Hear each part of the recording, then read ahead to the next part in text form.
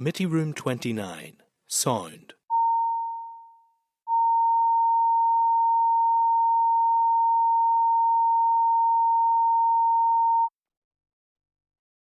Committee Room 29, Sound.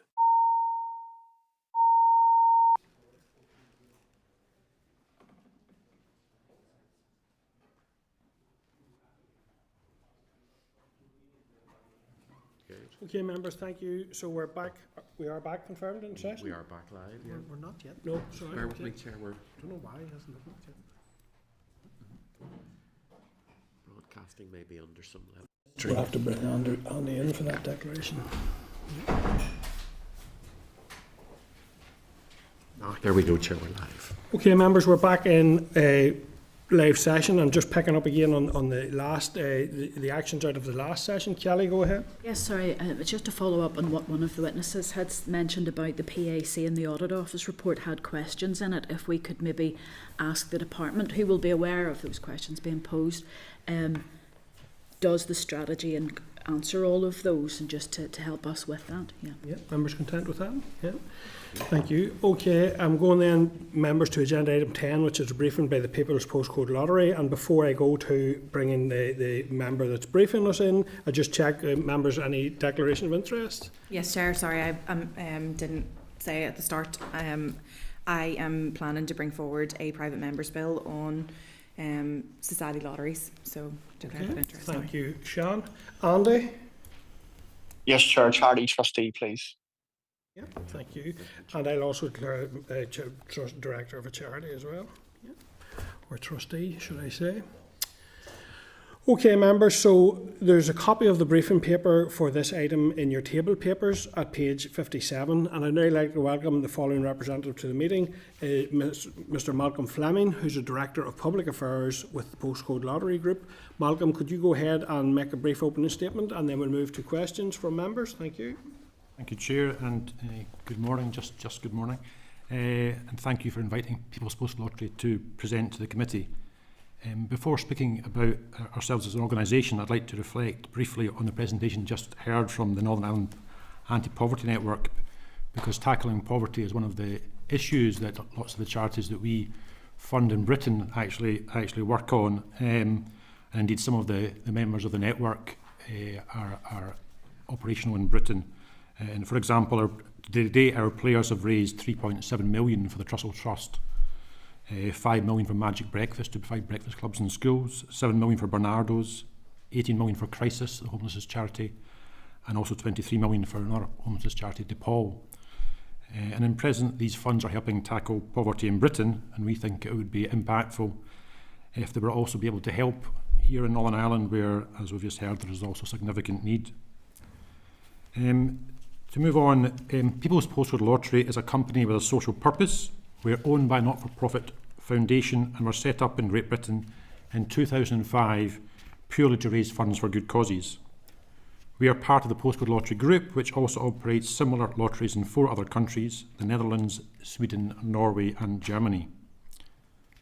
In Britain, we have over 4.4 million players, or to put it another way, around 7,000 per constituency. It is a subscription model, so players pay £12.25 a month with their postcode as their ticket number. Our focus is on maximising funds for good causes. In Britain, our players now raise over £19 million a month for charities. This includes 126 large charities and thousands of local community groups.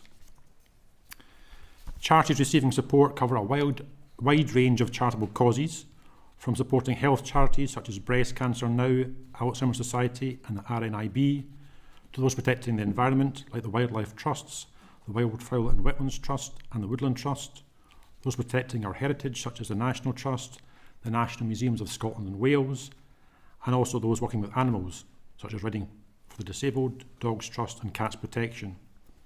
Charities working in the fields of international development, sport and those supporting young people and the elderly also receive support. Crucially, it's not just about the amounts of money though, but also about the way funds are awarded, with the vast majority of these funds being unrestricted funds, giving maximum flexibility to the charities to spend the funds in the way that has a maximum impact. Most of the funds are also given for the long term, supporting charities year on year, giving them the confidence that they will have the funds available into the future, allowing them to make strategic and impactful decisions benefiting the communities they serve.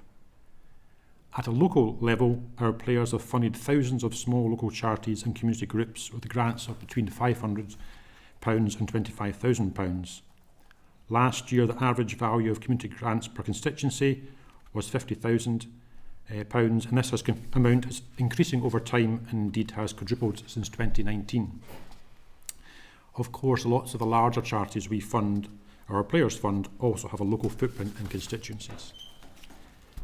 However, as you know, we do not operate here in Northern Ireland, and that is because the legislation covering charity lotteries in Northern Ireland is different from that in Britain, and effectively does not allow us to run a charity lottery with one player base covering England, Scotland, Wales and Northern Ireland.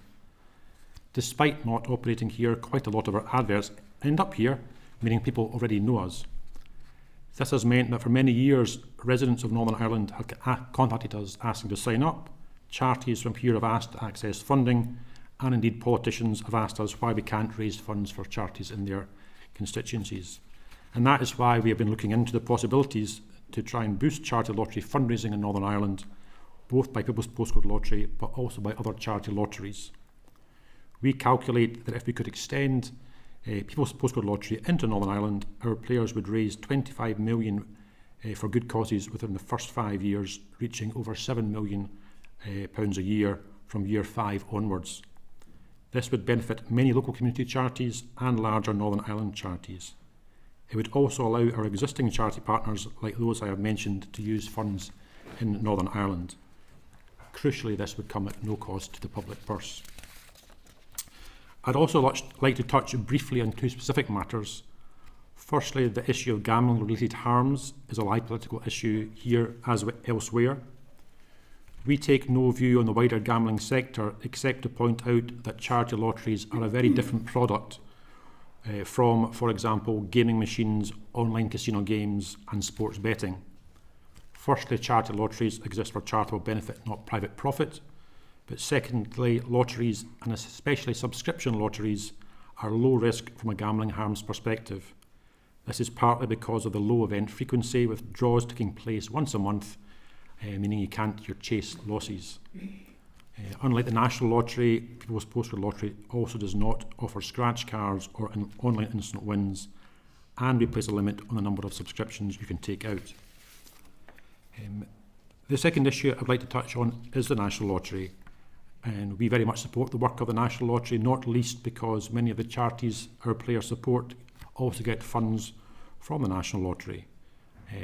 Charity lottery fundraising is complementary to the funds raised by the National Lottery. And that's something you don't have to take our word on.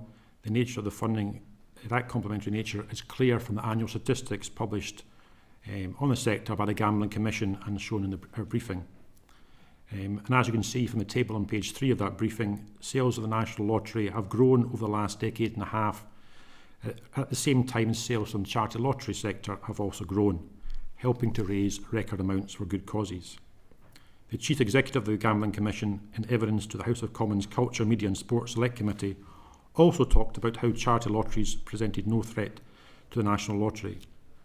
Ministers at the Department of Culture, Media and Sport regularly speak about wanting both types of lottery to thrive, and the DCMS Select Committee, in its 2022 inquiry report on what's next for the National Lottery, stated, "We do not consider that society lotteries pose a threat to the charitable giving of the National Lottery, in line with the views of the Gambling Commission and the Department.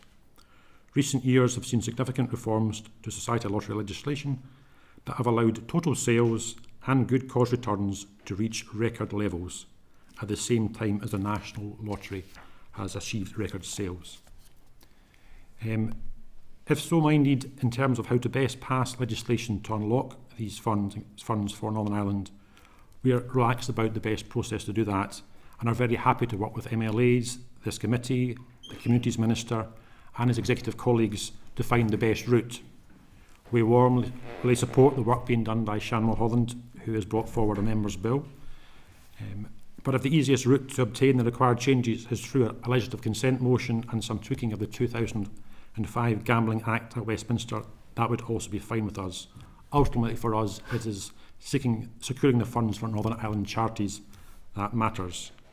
Chair, to conclude, we see this as a great opportunity to raise more money for good causes in Northern Ireland at a time when it is badly needed, benefiting all local communities in the constituencies you represent. There are not many new funding raising opportunities for charities, so let this be one that we embrace. However, clearly it will only happen if Northern Ireland wants it to happen, so my ask to the committee is to work with us to help make it happen and secure this ongoing annual funding boost to charities and community groups here. As I said, we reckon it will be 25 million over the next 5 years, and 7 million thereafter. It's not something I think the voluntary sector here can afford to lose out on, and the sooner that is enacted, the sooner they can benefit. But really they need the money urgently. Thank you very much.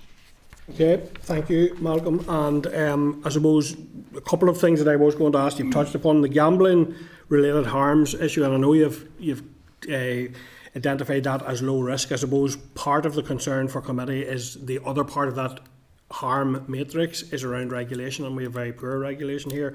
But I know, so I'm making that as a comment more than anything else. I was also going to ask about the impact on the National Lottery, but you've touched upon that. So I will then instead ask in relation to the National Lotteries required by law to set aside a certain amount to charitable causes. Is the amount that you set aside voluntary? What's your minimum requirement, and what guarantees are there around potential changes to that in the future which may negatively impact? So at the moment in Britain, the charity lotteries have returned 20% of every draw to charities. People's Postcode lottery actually voluntarily returns over 30%, and there's no private profit involved in that. So it's something, I think the charity lottery sector as a whole has a very good record of having a good return in the pound to charities from the player's stake, as it were. Okay. And in terms of any plans to change that, or is that either up or down? Is that level? I think what's important for us is that actual amount of money we raise at the end of the day in terms of real terms, not necessarily the percentage. So you obviously can have a smaller percentage of a larger amount of sales would generate more for good causes, but basically it's having whatever works to get the most money for charities is ultimately the aim. But it certainly would be well within whatever the statutory limit of 20%, which you're already well ahead of. Yeah. Thank you. So I'm going to go first of all to our Deputy Chair, Nicola Brogan, and then I'm going to Brian and Kelly. Thank you, Chair, and thank you, Malcolm, for the briefing. Just following on from Colm's last question, that 30% that PPL provide to charitable organisations, are you under the same law as the National Lottery, or is that just the figure that you do provide, or is there a minimum amount that you must provide under law, or is that what's that? So it's a different law. So the National Lottery is covered by the National Lottery Act, and charity lotteries are covered by the Gambling Act in Britain, and the minimum is 20%. So that's a statutory limit. For both? For charity lotteries. The National Lottery, I think it's actually a licence condition as opposed to in law. But I know there's a different. The lotto game, is my understanding, returns 28%. But scratch cards, for example, and online instant wins return significantly less. But that's I think that's a licence conditions as opposed to a law. But you'd have to. I would absolutely take my word on that. But that's my understanding. No, fair enough. Thank you. And listen, you said in your opening remarks about the real level of need here at the minute for the community and voluntary sector, and any additional funds would obviously be very welcome because they are extremely stretched at the moment. And you talked about raising about 25 million over the next 5 years in the north. How do you identify different organisations or groups that actually need this money, or have you already identified them, or how do you go about that process? Yeah, so we have, as I mentioned in my opening remarks, we have different types of funds for different types of charities. We have an open application process for small charities, mostly charities whose turnover is under $250,000 a year, and to be honest, lots of them are well under that. So that goes from grants of £500 up to £25,000. So that's an open application 3 times a year. And then for larger charities, we fund on a thematic basis. So we'll fund charities, for example, in heritage or or in sport, etc., etc. And basically, there we'll look at the sector and ask charities to apply and have a conversation with them about what, how to fund as and when the funds are available. As I mentioned, what we try to do for the larger group of charities is have an ongoing funding, so we fund charities year on year. But happily, we're in a situation in Britain of continuing to grow, which also means there's more funds available year on year, so we can bring more charities on board, and that's something we'd obviously be keen to do here as well, and have a mix of charities here. Would be the small local charities could also apply, but also I imagine you would definitely have some of the larger Northern Ireland charities would apply, but also there's lots of charities we already fund who have work in Northern Ireland, and I can tell you that their colleagues in Northern Ireland are very much aware that their colleagues in Britain have got the funds that they use some of the work, and they can't access it here. So from day one, almost without selling a ticket, they could suddenly start accessing that money. The charities could put some of it here if they so desired, and I'm sure some of them would. But it is really, as I mentioned, a lot of the funding, the vast majority of the funding is unrestricted funding, and that's because we believe that the charities are better placed to know how best to spend the funds than we are, and that by doing it that way, actually, we make our funding go further and have the most impact. Just one final question. I suppose it's already been touched upon, but there are concerns have been raised that if the People's Postcode Lottery was to come to the north, that it would affect the amount of money coming from the National Lottery into the community voluntary sector too, and into charitable organisations. Do you think there's space for both, or how do you think it would be impacted, or what's your response to that? Well, absolutely there's space for both. They both work in Britain, and don't take our word for it. Take the word of the ministers in the Department of Culture, Media and Sport, of the Gambling Commission, and of the DCMS Select Committee. All have looked at this issue, and indeed only in January the Civil Society Minister, Stephanie Peacock MP, said in the Commons that she very much welcomed the work of society lotteries and wanted them to thrive. She wouldn't be saying that if they thought that was damaging funding from the National Lottery. And from a charity perspective, a lot of charities get funding from both types of lottery, not from us and from other charity lotteries. And what we're proposing is not just to help us; it's to help all charity lotteries, but also from the National Lottery. And quite a lot of the National Lottery money is often restricted funding, so it's project funding. But our unrestricted funding can help for core costs, for example, of a charity. So it could be staff, or it could be utilities bills, whatever is required. And that combination of funds can often work quite well for charities as well. Thank you. Brian, go ahead and rise, please. Thank you, Chair. Thank you, Malcolm, for attending. I would accept that the People's Postcode Lottery is a different model to the National Lottery in many ways. And you've explained about, in terms of the potential for gambling-related harm, that there are restrictions in how much people can gamble and the nature in which it's done.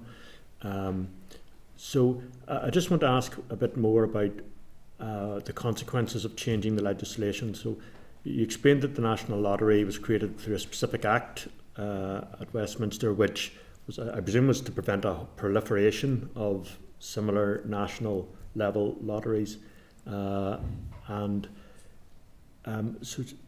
say a bit more about, if we were to change the legislation here, would that open the door not just for People's Postcode Lottery but other lotteries to set up here, and what is the current situation? I understand in England you would have like hospice lotteries. There are more lotteries than we have here, but equally some sports clubs will do their own. I don't know if they're official or unofficial.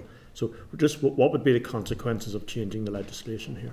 Yeah, so in Britain there are a large number of charity lotteries. I think it's roughly about 450 charity lotteries. All sorts of things, from air ambulances to hospices to sports clubs, benefit from that. And that's, the figures in that graph are actually the whole sector's been growing and is helping generate funds for good causes. And that's something that's, there are obviously charity lotteries here as well, but they're much smaller in size, and they can't benefit from that wider. Can other charity lotteries operate here then? Under Well, at the moment, existing legislation? there are some charity lotteries operating here under the current legislation, but they'll be quite small. Even with some changes that have been made to the Act, to the 1985 order in the past are being proposed. But actually, for example, local hospice lottery, for example, is one of the lotteries in Britain which raises funds for for hospices. They've been approached by hospices, Northern Ireland Hospice, to ask them if they raise funds for hospices here, and if the same problem as we have, they can't do it because of the current legislative situation.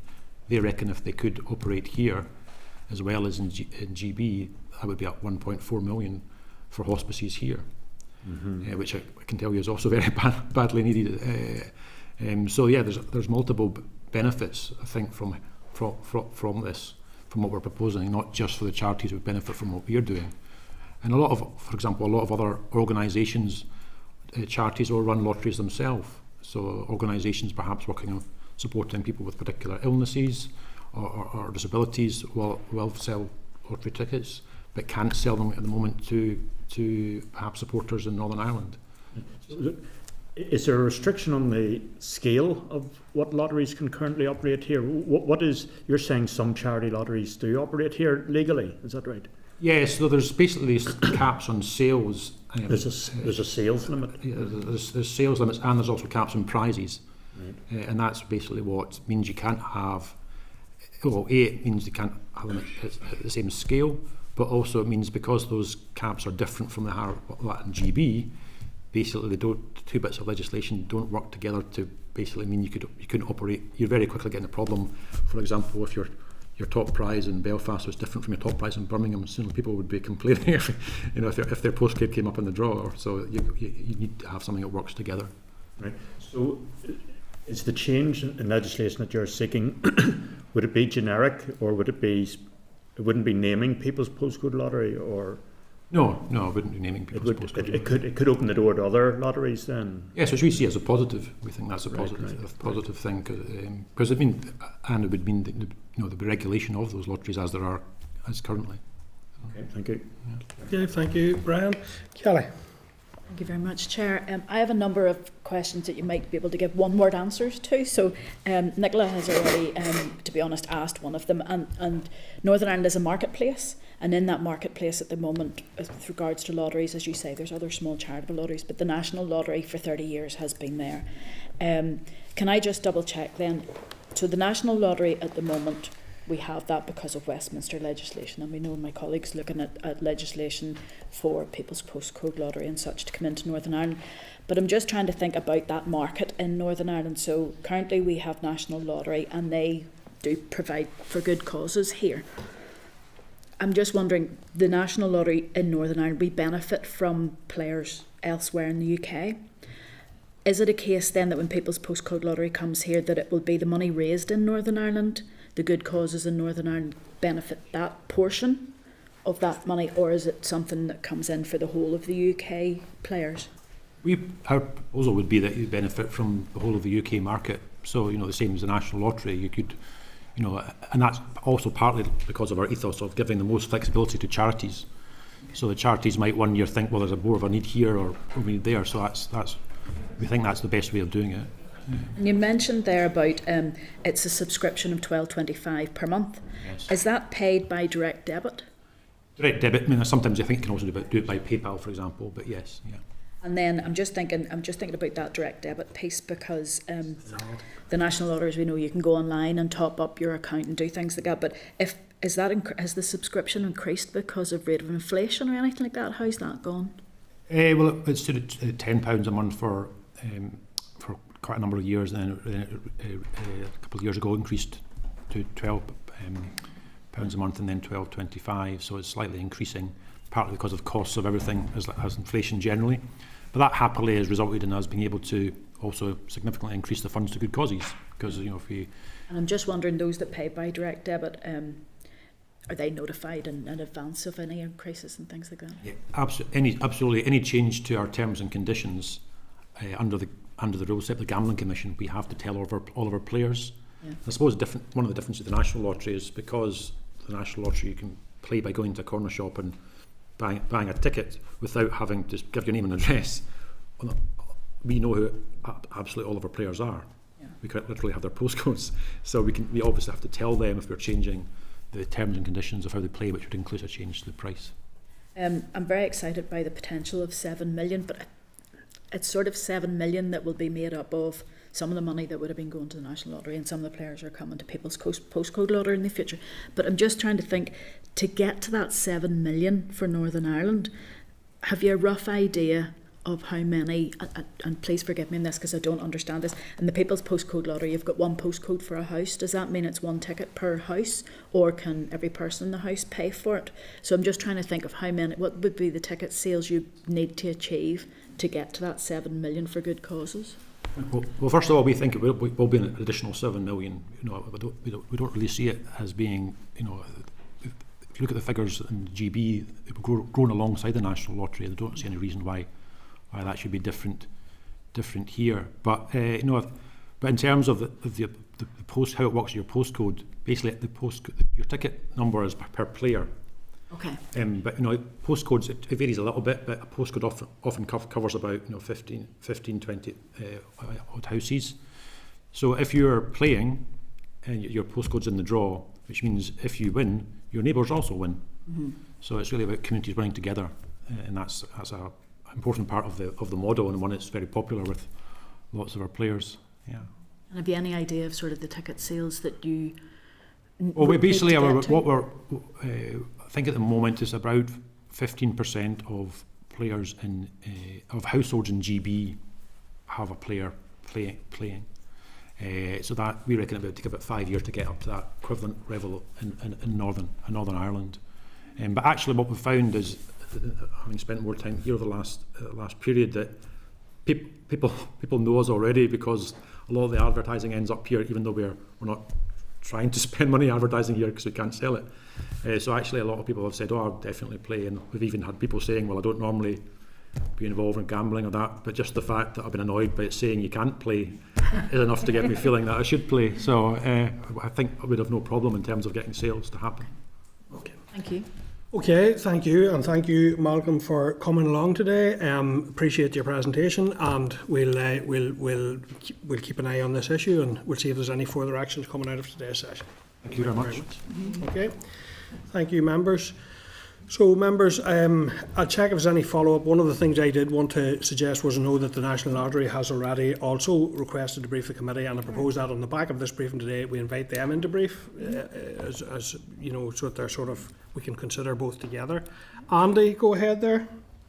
Yeah, Chair, could we maybe ask for a raised paper on it to bring all of the different elements together? There was. All right, Sean, go ahead, Sean. All right, let me just. Sean's going to give us some information on that. Andy? If I can just get it. Sorry, Andy, there is a raise paper. It was in Society Lotteries raised December 24. I've just realised that might just be mine. Hold on. Let me just double check. It might be just as a result of my paper, but there has been a raise paper, so maybe just ask if that can be shared. Yep. So, just let me check, Andy, what specifically would you want raised, and maybe we can get a sense of whether this is additional to the paper we already have. So what would you want? Just the different elements, the nuances to what's being proposed. Obviously the postcode lotteries play differently. So is there going to be an impact on retailers, for example? How many people move from the National Lottery or other lotteries to play the postcode lottery? Are they new players? So just assessing the wide range of permutations. Yep. Well, listen, Andy, what I suggest is maybe have a look at the original raise paper, and if there's further issues, bring that back, and we can either in the session with the National Lottery or as part of a separate that, bring it back if you're not content, or if you feel there's more information needed. Is that fair enough? Yeah, content, sure. Yeah, Sean? Sure, I'll be going out to consultation next week, and then I'll obviously be communicating with the committee to come in and answer questions anyway, so some of that I can probably bring up if I can't share the raise paper. If that was just personal because I'm bringing forward the PMB, I can maybe bring up with members at that point. Okay, and we'll look about getting that raise paper shared. Just check it, Chair, to see if we can locate it. Yeah, we're taking a look at that now at the minute. Yeah, it was December 24, so it's just called Large Society Lotteries, 10th of December. not on their website at the moment, but we'll Maybe request that. because it's for an individual Yeah, person. We'll maybe. check. We'll look at that. We'll circulate that. And if there's further information that Ray would add to the to this topic and discussion, then we'll seek that. So if members are content with that approach, yeah. Okay, members, before I go on to agenda item 11 there, just to flag up that we will need to defer now that draft report recommendations on the arts sector, that closed session we were going to do. Time is not going to allow us to do that today. So could I ask members you have received in table papers that report. Could I ask members to take a good look at that report, and when we reschedule then members will have an opportunity to comment if there's any suggestions that they want to make. All right, members content? Perfect. Thank you. So moving on then to agenda item 11, members, which is a briefing by Civic Initiative on Citizen Forum on Housing. So the papers for this agenda item start there at page 221, and we will now welcome the following representatives to our meeting this morning, or this afternoon as we are now. So we are joined now by Les Allenby, and Les is independent chair of the Civic Initiative, and Emma D'Souza, who is Civic Initiative lead and co-facilitator. So, Les, I believe it's yourself maybe that's going to make a brief opening statement, and then we'll go to questions from members, if that's correct. Yeah, I think Emma may say something too, but I'll be very brief. First of all, thanks for the invitation, and really appreciate this. What I was going to do was say just briefly something about the purpose of the Civic Initiative, and that was to road test the idea of that communities are still very engaged and interested in local policy issues, and we particularly wanted to see whether there was an appetite for civic engagement through a citizens' assembly, and we did that through setting up a series of community workshops, running a citizens' assembly, and then doing some polling on the public's views, and Emma will take you through a little bit more of the detail. The starting point for this was both the Good Friday Belfast Agreement and the New Decade New Approach Agreement. We know the Civic Forum didn't sustain itself, but it was recognised in New Decade New Approach that there was still a need for an umbilical cord between citizens and politicians, as the New Decade New Approach document talked about putting a civic engagement and public consultation at the heart of decision making, and there it talked about setting up a community compact panel and the idea that through the executive there would be one or two areas selected for civic engagement, and one of those was including a citizens' assembly. So we wanted to see whether the idea that had been agreed by the political parties in 2020, there was an appetite from the public. What we found, and I'm not going to go into the detail, but just to give you some reassurance in effect that actually a citizens' assembly and the work we did complements the work that you do rather than replaces it. And it's probably important for me to say that Kelly was there for the 3 days and was somebody who can obviously tell you directly whether she feels what we're saying is true in practice. But first of all, one of the things that we found was that around a third of the people who were selected had not voted in the last election, but over 54% of those who participated said they were more likely to engage again in this kind of approach. And also we discovered by surveying people before and afterwards, there was a much better understanding of your work and the dilemmas that you face as politicians in terms of policy making afterwards. So there was considerably greater sympathy for politicians and the work you do as a result of engaging themselves in the policy dilemmas when they were realising that housing wasn't just about building more houses, but there were issues of infrastructure, etc. The second bit of, I suppose, anecdote which says something about the appetite. There were 88 people at the first 2 days. The third day was held in Derry, Londonderry. It was a Saturday. People were asked to give up that Saturday, and it turned out to be a day when, if you remember, in February there was torrential rain, flooding of the line at Coleraine. Trains couldn't get to Derry, Londonderry, and yet 70 people found ways of getting there to Derry. So there clearly was a willingness for people to, once they were engaged, to continue to engage in the process. And the third, I suppose, thing just to say before I hand over was, when we started this in the community workshops, it straddled the period both before and after the Assembly and the Executive came back. And again, what we found was there was much easier and greater engagement once you were all back. And there was it was a real struggle to get people to meetings, to have discussions. So people were disengaged when there was not the local institutions. When they came back, we actually found there was much greater engagement. So our overall, and we'll come back to our questions, is that actually what's envisaged in New Decade, New Approach is, including citizens' assemblies, does have a value, and it complements the work that the political parties are doing here, and you can use it as to road test ideas, to get a sense of where people are on issues, or to look at kind of practical solutions to problems, or to have a kind of input. And it's a legitimate part of, as I say, rebuilding that trust between citizens and politicians and political parties. So I'll hand over quickly then to Emma just to say a bit about the work that in practice. Thank you very much, Les, and thank you, Chair, and to the committee for the invitation to speak here today. I won't keep you long with some remarks, but just to give you a little bit of context in terms of the practical outworkings of this process that we adopted.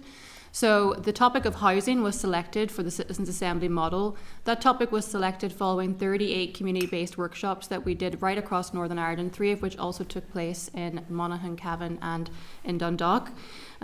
Those workshops included 518 people who took part in a 3-hour facilitated workshop. In that process, they identified what their priority areas were. Health, housing, education were the most selected topics for people to examine. Culture was the least selected out of 8 topics they could have discussed on those days. Following that process, housing was selected, and we enlisted Sortition Foundation, which is a UK-based NGO that does recruitment of participants for citizens' assemblies to select people to take part. They sent out 25,000 letters of invitation to people across Northern Ireland at random. Of those invitations, people then would register. They could do that by a QR code, by a telephone number, and through a website. And of the 343 people who registered their interest in taking part in a Citizens' Assembly model, we then selected 100 people to come forward for the Citizens' Forum on Housing.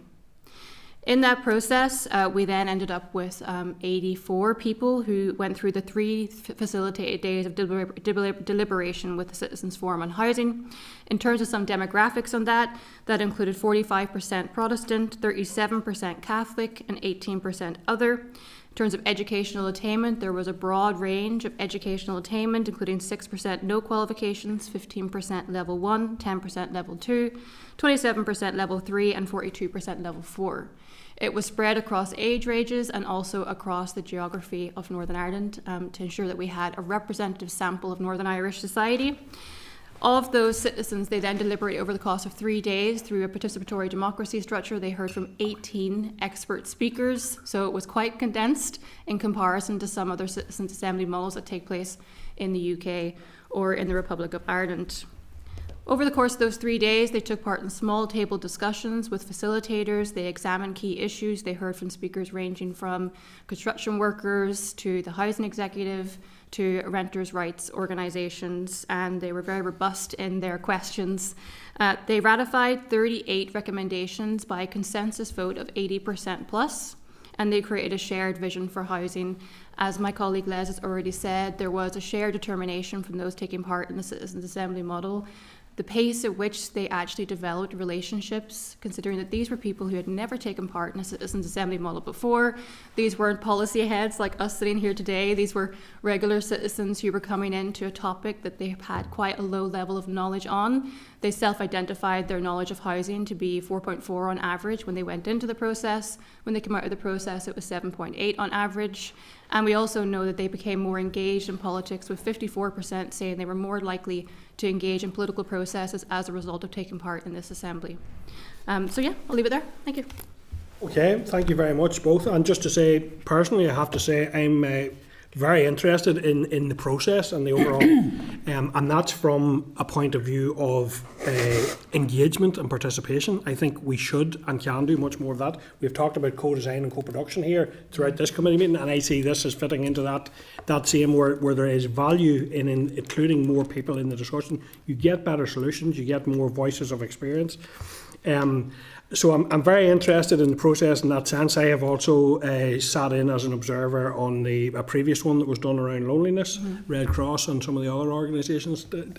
And I think it provides an opportunity for really focused, detailed exploration of complex issues that we don't necessarily always have. And I think there's a real role to be played in that part. A lot of it is in terms of the rigour of how it's set up. And I suppose I'm conscious of the potential power that lies within the facilitator, but in any of them I've seen, I think the facilitators are very professional and very able to set themselves up outside of the process to facilitate, and I think that's something that really should be a key part of it, and I know is. I also think technology means we can expand participation and we can apply better analysis to what's coming through greater levels of information. So I just want to say that in general, I'm intrigued by it, and I do think it has. We've seen some examples of where it has played a really important role, and I think can in the future. So getting down to the specifics then of two questions, kind of interrelated, both from two different perspectives in relation to the work itself. So some of the more popular policies that were endorsed by the Civic Forum include giving the housing executive power to access and borrow private finances, and also to buy up public land for housing. So why do you think those policies resonated with the participants of the forum? Maybe I'll kick off, yeah. I think what they realised very quickly when they heard from a range, so they heard from everybody from House Building Federation and developers through to the housing executives, chief executive, tenants groups, and they learnt very quickly that there was an enormous waiting list for social housing, the things that you're all aware of, the difficulties, and I think they then moved quite quickly into a kind of, well, what is the solution focused? Interestingly, quite a lot of the people, as I sat in on the conversations, were social housing tenants. So there was a kind of interesting mix of people in terms of the tenure in which they lived. So I got it was a very strong early on sense that we need to do shift gear and a sea change, and we need to kind of think about how you do that. So that's where I think the kind of recognition and desire for things like the housing executive to be given greater powers to finance. There was a recognition that there are a range of tenures, so and that home ownership was perfectly legitimate. The other strong thing that came through, which I think most people in the Citizens' Assembly hadn't realised, was just how important water, sewage, and investment in that infrastructure is. And that was kind of one of I think the interesting things that people hadn't realised fully, that this wasn't just a DFC social housing and wider affordability issue. There were lots of other things that played into this. Yeah, I think I would pick up on that. At the point about water charges or water infrastructure is important, right? So we had a consensus process for this where you needed 80% for it to be a ratified recommendation, which is quite a high bar to try and get that level of consensus within this kind of structure. But I think what is notable is some of the recommendations that didn't hit 80%, but were still quite well supported. And actually water charges is one of them, where 64% voted in support of water charges if that is being used to fix the problems of water infrastructure. So you can see that there is a process of people who would probably have come in maybe not supporting. We know that the public in general does not support water charges if you were to do a public opinion poll. But when you give people a space to examine why that might be necessary and why that might be something that will help address an issue, you can see that people can shift their opinion. And I think that's a really valuable process, especially for politicians when you're trying to make difficult decisions and you're trying to get public buy-in for why that might be a difficult decision to have to take.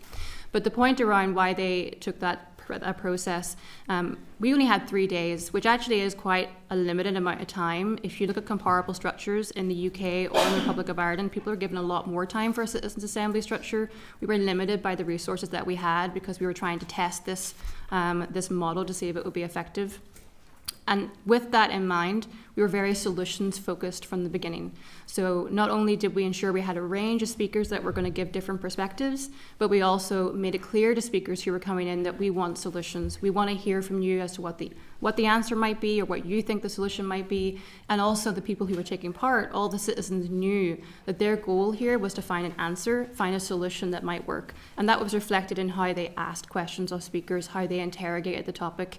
And they could see, I think, quite clearly that there was a limitation on the Housing Executive in terms of what they could do, and that what they were trying to do through those recommendations was find ways to unlock the potential of the different stakeholders that we have available to us to fix the housing crisis. Okay, thank you. And then on the flip side of that coin, so some of the less popular policies which were not endorsed then by the forum include things like increased taxes on second and third homes and ending the use of guarantors. And just last week we heard from students in particular around the difficulties that the use of guarantors and very specifically have to be from here. So why do you think those policies didn't resonate as well with participants? I think the participants were coming at it from a very top level approach. So their first priority, from what I could ascertain through their facilitations, was trying to get more houses on the market and increase access and availability. In terms of trying to get consensus from that level of society, getting where we were with the 38 recommendations is quite good, but I think the limited amount of time that we had might have limited the ability to interrogate some of these other aspects, like the things like guarantors and other issues in more detail. I think if the forum had more space, there would have been more space for debate and dialogue. You know, we covered a broad range of issues, but we did that in a very limited amount of time, and I think if they were given more space, they might have interrogated those issues in more detail. Yeah. Okay, thank you. Kelly? Thank you very much, Chair, and thank you, Liz, and thank you, Emma. As you said, I attended as an observer, took no part in the processes, just to observe on the last 3 days whenever the housing issue was being brought up, and I have to say that I was astonished.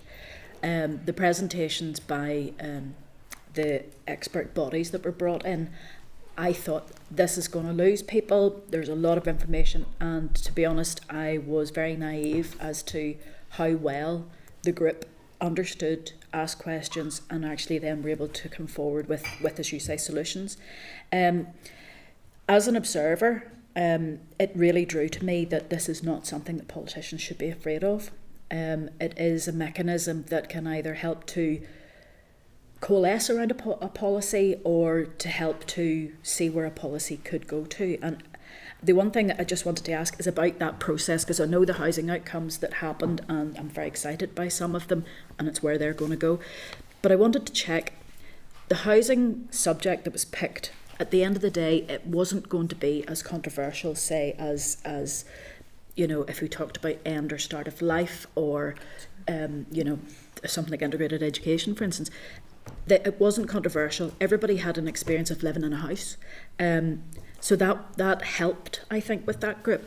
But I'm just wondering, what expectations did the participants have of what was going to happen to the outcomes that they discussed? And if it had have been outcomes that were decided, say for instance, if the number one thing had have been out of this and the media had picked up on it about water charges, there would have been people very concerned about that and wondering what was going to happen.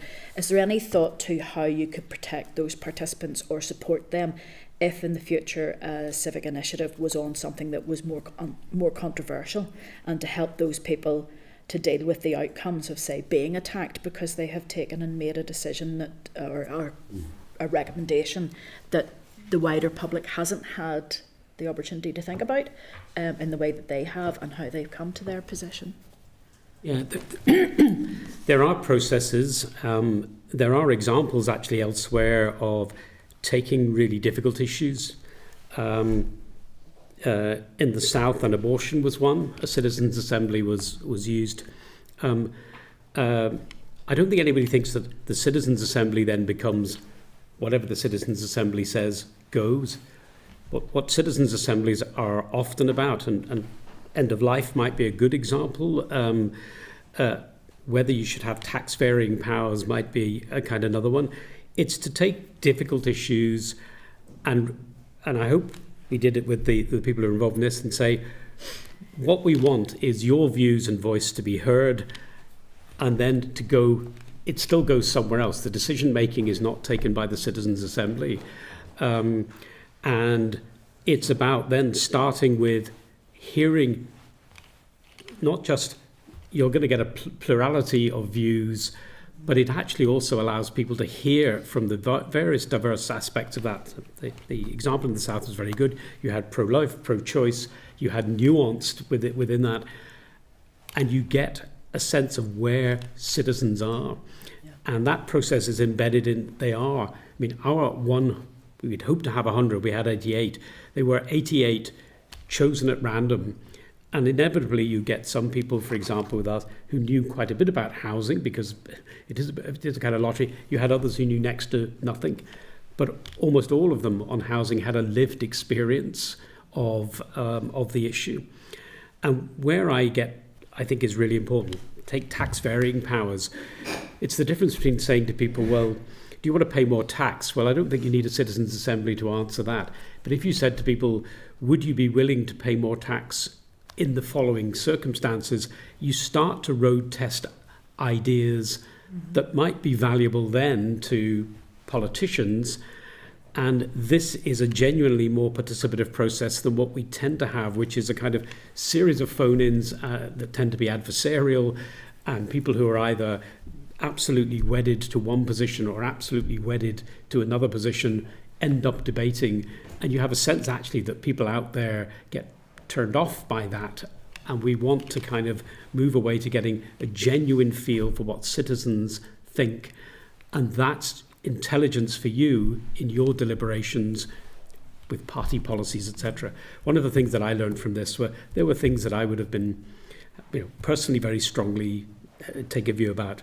I'm not a big fan personally of the right to buy. It takes away from the decent stock that the housing executive has, etc. Well, it was clear only a third of the people in the Citizens' Assembly were against the right to buy. On the other hand, there was something like 85% said, we want to retain the right to buy, but the money should go back into more house building. So it gives you that nuance between a kind of yes and no to the shades of grey. Yeah, if I can just add to that, Kelly, just because I want to give you some details on ways to protect participants. So in terms of expectations also, so the participants taking part in the Citizens Forum on Housing, they were first onboarded, so they would have received a phone call saying they had been successfully selected. I had the great pleasure of doing many of those phone calls myself, and the response from people getting that phone call, they were delighted to be selected. They didn't think they were going to get selected, and it was really a great privilege to be a part of that process, to see how excited people were to be a participant. They received an onboarding phone call, they received an information pack in advance, they received 2 further phone calls from our team to ensure that they knew what to expect, knew what was going to be happening, had any questions. So it was really about trying to ensure people were as prepared as they could be for the process. When they came into the room, they were given further information packs and they were given details on the processes that would be taking part. They also were given the ability to not be part of any videos or photos. So if they wanted to be not taking part in any kind of like front-facing positions, that was something they had the option to do. I think the success of the 3 days, given that we had such a broad range of people right across society, including people who, as Les has said, were renters or social housing. We also had landlords in the room. There was a real broad range of people. I think the success is creating a space where they did feel safe, it did feel inclusive. They also felt a shared responsibility. They knew that there were other people that wanted to be in that room and they weren't in that room. They were the ones that were selected, and they felt a responsibility to wider society that they had to try and fix what was quite clearly a big problem, and a lot of them didn't realise how big the problem was until they were in that space. Thank you. I'm going to have to keep moving on for time pressures catching up with us now. Nicola, go ahead. Thanks, Chair, and thank you, Liz and Emma, for your presentation. I think this is very positive. I think it should definitely be welcomed. And the fact that people taking part had a better understanding of government and the challenges of facing government and the consequences of making decisions, that is a positive thing. And hopefully that 1/3 that didn't vote the last time will vote the next time, when they become more engaged in the whole political process. I really have one question in regards to the membership and how it was made up. So there was 38 workshops initially. 3 of those, I think you said, were held in border counties. Is that right? So was that participants from the south then that took part in those workshops? And then with regards to this civic forum, were there anyone from the south involved in it? Because it just strikes me that the 3 priorities that were outlined, health, education and housing, I think that's affecting people right across the island. So I just wonder, is any thought being given to actually having a holding a forum right across the islands, not just in Ulster? Yes, there were not any members of the forum were Southern participants. We did have evidence from 2 Southern experts on issues related to housing, because there's a lot of learning to be gained from both sides, both jurisdictions, in terms of the issues. The reason that we had a couple in the border counties is because a lot of the issues impacting people around socioeconomic rights are an all-island issue, and border counties in particular. Someone myself as a border county person know that a lot of that is similar in terms of the impact of it. There is, of course, the ability to do this on an all-island basis. We were very conscious of the political climate around trying to first address the concerns around the use of citizens' assemblies, and we chose the language of citizens' forum particularly because we wanted to highlight that while sometimes there's an association of citizens' assemblies with the Republic of Ireland, actually citizens' assembly structures are used globally around the world. They've been used in Denmark since the 1980s. The UK has had over 30 of these in the last 3 years across the United Kingdom, and we wanted to try and first normalise the use of these assemblies and show the enormous potential that there is within society for this kind of structure. But in terms of logistics, in terms of practicalities, certainly there's nothing to prevent doing an all-island assembly on an issue that's been identified as an all-island issue. Things like climate and biodiversity are quite an obvious one, or issues around all-island healthcare and healthcare access could easily be done in that process too. Yep, I agree. I think, as said, that those are issues that do affect people right across the island, something maybe we could look at in the future. But thank you both. Thank you, Nicola. And Brian. Thank you, Chair. Thanks for coming in today. Certainly we welcome any engagement of people generally in political and societal matters, and many people do that through involvement in community voluntary sector groups, through lobby groups and so on. I mean, I will take issue with the wording you have in the background context, that you say that the civic forum, you describe it as being the umbilical cord between citizens and political institutions. So actually I would say the umbilical cord is elections, and political parties and people becoming involved in political parties. So those of us who are here because we're elected and have a mandate. So that is the umbilical cord.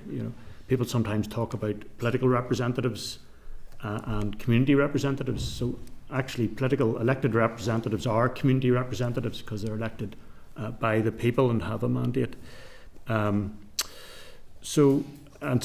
We've had this debate already today about public policy and decisions about public resources. Taxpayers' money ultimately needs to be made by people who you can vote out if you don't like the decisions that they make, and people who have a mandate and are elected to make decisions and set public policy. So mandate is important in a democracy. But I appreciate people want to contribute their ideas and their views, and looking down your list to see a lot of good proposals there, a lot of good ideas. But as I say, mandate is important. So to actually change public policy under scrutiny of the media and the public, ultimately I think people need to engage in the democratic process. You're doing that today, you're presenting to us. I don't see the prospect of us establishing a civic forum here, but that's not to say people can't involve themselves in exercises like this, engage with others, educate, put forward proposals, so. Okay. Brian, I can answer in 2 ways. One is None of this is to take away from the democratic legitimacy of elected representatives and representative democracy. This is about complementing that. It's not about usurping it. The second thing I think to say is that the percentage of people who vote has dropped gently but slowly, but it's in decline. So as I say, a third of the people who took part in this citizens civic forum hadn't voted in the last election, but they were engaged in issues. So there is an electorate out there who are civically engaged but are not politically engaged. And it's in all of our interests to have those people politically engaged. And that includes, in the way that you're talking about, a mandate every 5 years or a vote every 5 years shouldn't be the only way in which people participate in their local society, etc. So, and the other thing, which is, but if you don't have, and it's one umbilical, it's not in the same way as the democratic mandate is not the be all and end all. A citizens' assembly approach is not the be all and end all. But what it does, it can provide you with intelligence. It can provide better public education about what the issues are about. It can foster a greater understanding and trust of politicians and the dilemmas they face. It actually strengthens democracy rather than in some way undermines representative democracy. And if you look back to New Decade, New Approach, what's recommended there is the idea of a kind of compact panel that bring forward ideas, but ultimately it's the executive who would decide what the topics would be in a citizens' assembly.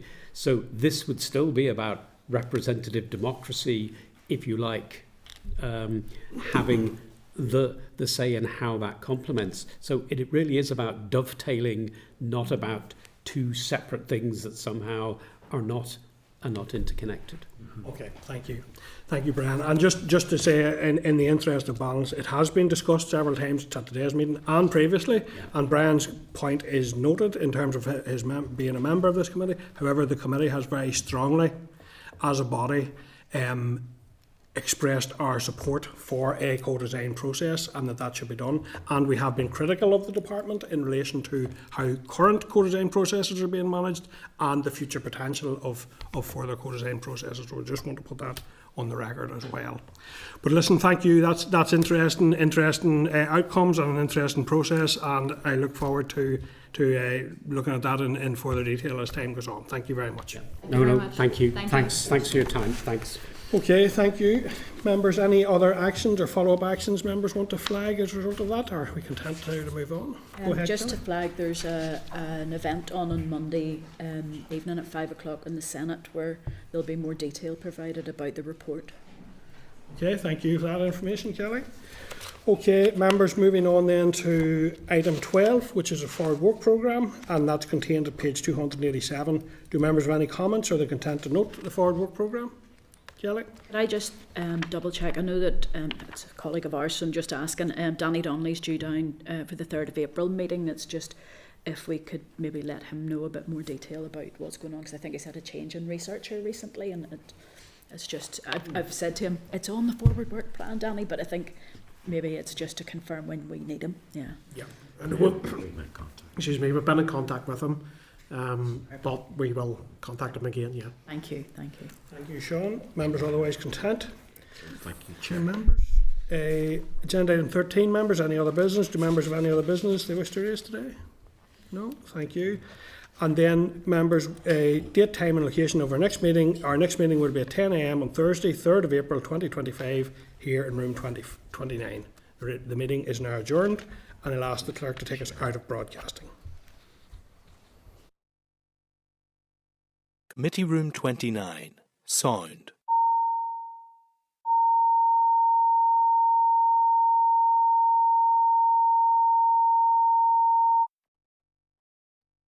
Committee Room 29. Sound.